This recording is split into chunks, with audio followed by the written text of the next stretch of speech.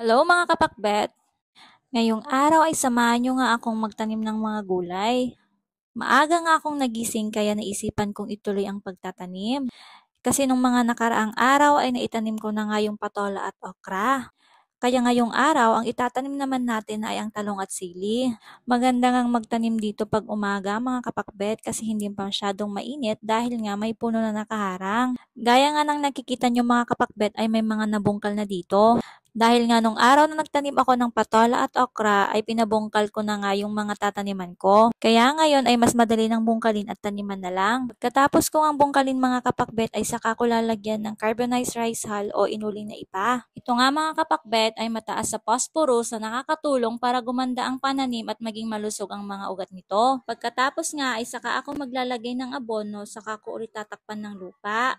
Kailangan nga ito mga kapakbet para hindi masunog yung itatanim natin. Kailangan nga talaga ay kahit papano may kaunting kalaman sa pagtatanim para hindi naman masayang yung pagod. Kapag ganito pa kasi kalit ang itatanim ay madali din itong malanta kapag hindi na itanim ng maayos. Hindi talaga biro ang magtanim pero sulit ang pagod kapag makita mo ang paglaki ng pananim hanggang sa mamunga na nga ito. Lalo na nga ngayon mga kapakbet at nagmahal na rin ang mga gulay sa mga bilihan. Kapag meron kang sariling pananim ay sobrang makakatipid ka nga sa pang-ulam. Maliban sa libre na ay siguradong fresh pa ang mga gulay. Pagkatapos nga nating itanim itong mga kapakbet ay kailangan din nating itong diligan. At dahil nga malapit lang ang irigasyon ay doon na lang ako kukuha ng pandilig. Meron nga akong dalang timba na may tali para ihagis ko na lang ito sa irigasyon para makakuha ng tubig. Gagamitin ko lang naman ito sa pandilig kaya okay lang kahit galing lang ito sa irigasyon. Dito nga lang ito sa likod namin malapit sa tinaniman ko kaya hindi ako mahihirapan sa pag-iigib. Mahirap nga itong iahon kaya kalahati lang ang nilalagay kong tubig sa timba. Para na rin hindi tayo mahirapan sa pagbubuhat dahil masyado kasing mabigat pag pinuno natin ng tubig yung timba. Gagamitin ko lang naman ito sa pandilig kaya okay lang kahit galing lang ito sa irigasyon.